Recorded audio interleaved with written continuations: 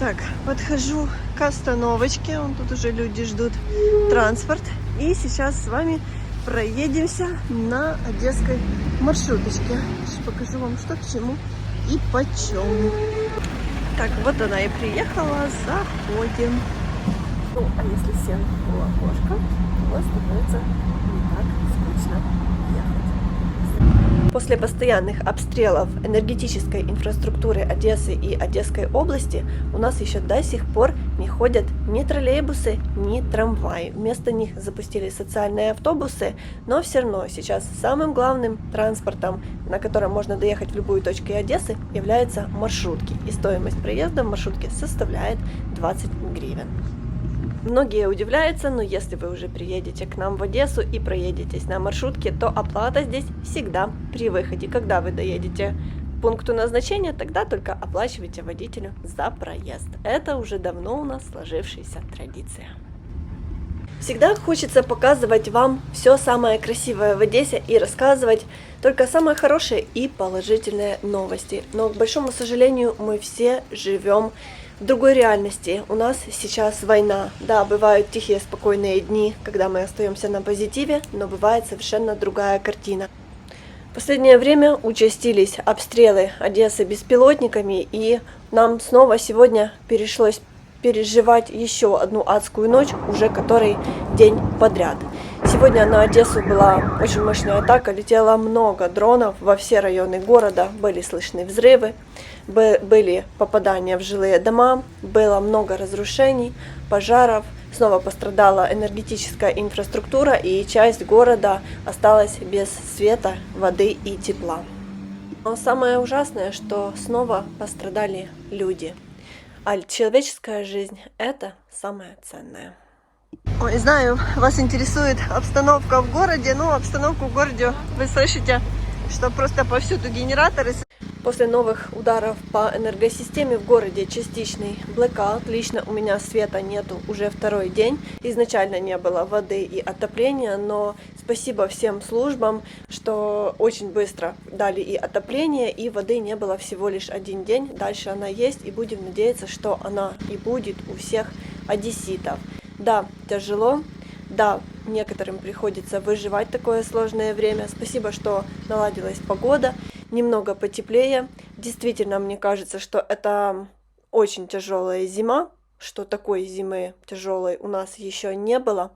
Но держимся, что нам остается делать? Это нужно пережить. И, конечно, мы очень все ждем весну, когда уже будет тепло, солнечно, и хоть это нас будет немного поддерживать. Здесь мы с вами точно еще не были. Спускаемся с вами в Одесский переход. Пешеходный переход, который находится под дорогой. Тын-тын-тын. Что тут никого нету. Надеюсь, здесь безопасно. И я останусь с телефоном. Так, нам подальше. Нам нужно перейти туда. Буквально в прошлом году здесь было так много магазинчиков. Можно было купить и одесские сувениры, и какую-то одежду. Но сейчас пусто. Я не знаю, куда все делись. Наверное, уже невыгодно просто здесь работать. Даже солнцезахисные окуляры были. Вот, а все закрылось, к сожалению. Все, выходим.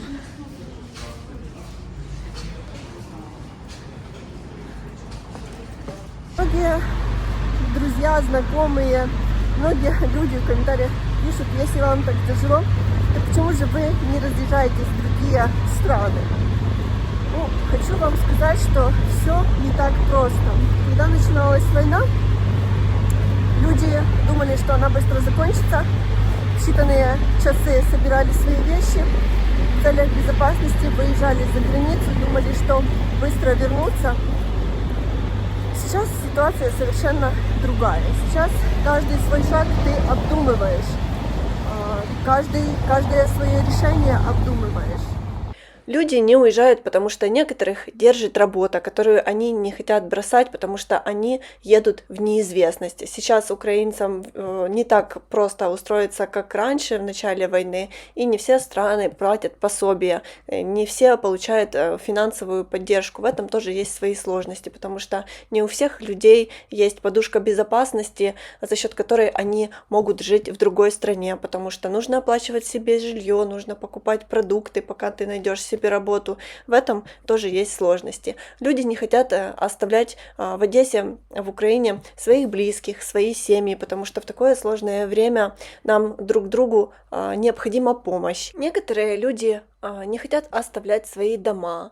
Некоторые люди насколько сильно любят свою страну, насколько любят нашу Украину, что ничего их не пугает, ни обстрелы, ни другие сложности. Они хотят оставаться дома.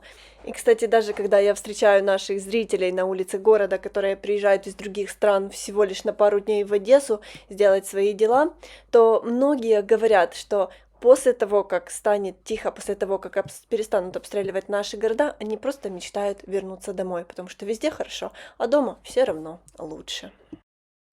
Так, увидела открыт старый одесский двор, и кто же нас здесь встречает? Котик. Видно, с ошейничком, домашний котик. Он и будет нашим гидом. Боже, посмотрите, какой интересный двор. Так, не дается его погладить. Иди сюда. Не хочет. Это один из самых старых таких одесских дворов. Он в самом центре города. Поэтому, конечно, мне захотелось в него заглянуть. Я когда-то зашла во двор, он захлопнулся в него вход, и я не могла просто выйти. Надеюсь, все будет здесь хорошо, ничего не закроется. Тем более, что нас сопровождает котик. Боже, какой двор интересный, посмотрите. Ой, боже, такие огромные сейчас сосульки. Посмотрите. Нужно осторожно ходить, потому что могут свалиться на голову и достаточно сильно травмировать. Кстати, прочла за вот этот гололед, который был в Одессе, погибло пару человек, к сожалению, и больше 1000 человек обратились в травмпункты. Поэтому нужно быть осторожными в такую погоду. Посмотрите, какая винтовая лестница, которая ведет на балкон, но вижу, он уже заброшен. Ой, такой интересный двор. Так, здесь у кого-то был ремонт. Часть двери сломана.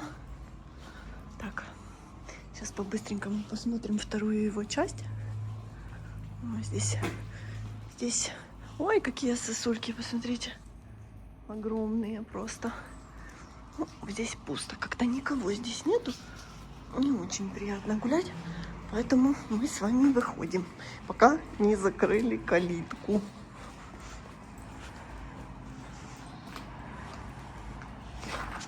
Всегда, когда вижу одесские дворики приоткрытыми, стараюсь в них заглянуть, потому что они просто дышат историей. Это настолько интересно. Но самое главное, чтобы это было безопасно, потому что есть дворики, в которых, ну, хочу вам сказать, прогуливаться не очень приятно.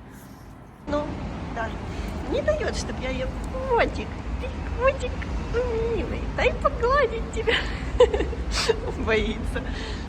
Вот просто атмосфера на Дерибасовской, послушайте. Ужас. Погодку нам плохую обещают на всю неделю. Дожди с мокрым снегом. Посмотрим, как оно будет. Облачно, темно, серо. Ну что делать?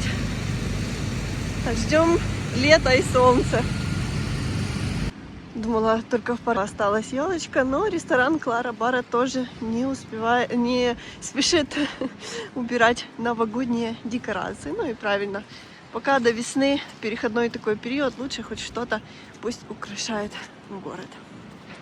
Уже как прекрасна наша Одесса. Я уже не могу дождаться, когда все зацветет красивейшими цветами, деревьями. Тогда горсад, центр города превращается просто в сказку. Буквально пару месяцев, и все, как по волшебству, превратится в цветущее, прекрасное зеленое место. А еще Голландия подарила Одессе просто десятки тысяч луковиц разноцветных тюльпанов. Их высадили по всему городу. И ждем какой-то месяц, апрель, чтобы полюбоваться этой красотой. Я уверена, это будет просто невероятно.